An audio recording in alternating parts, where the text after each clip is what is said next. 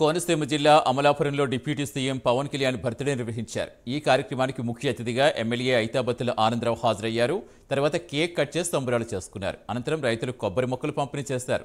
స్వప్రయోజనాల కోసం కాకుండా ప్రజా ప్రయోజనాల కోసం రాజకీయాల్లోకి వచ్చిన ప్రజాసేవకుడు పవన్ కళ్యాణ్ అని ఆనందరావు కొనియాడారు.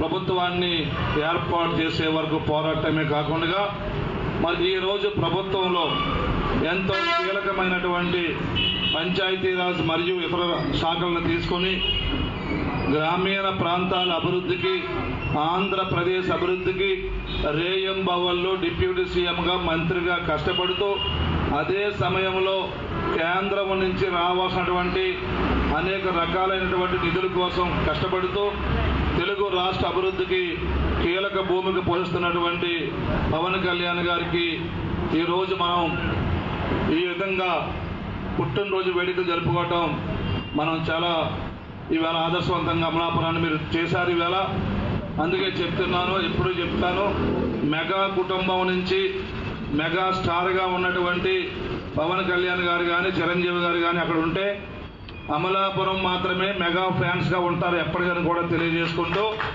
మరి ఈ సందర్భంగా అమలాపురం అసెంబ్లీ నియోజకవర్గం నుండి ప్రజల తరపున, కూటమి తరపున పవన్ కళ్యాణ్ గారికి హృదయపూర్వక జన్మదిన శుభాకాంక్షలు తెలియజేసుకుంటున్నాం.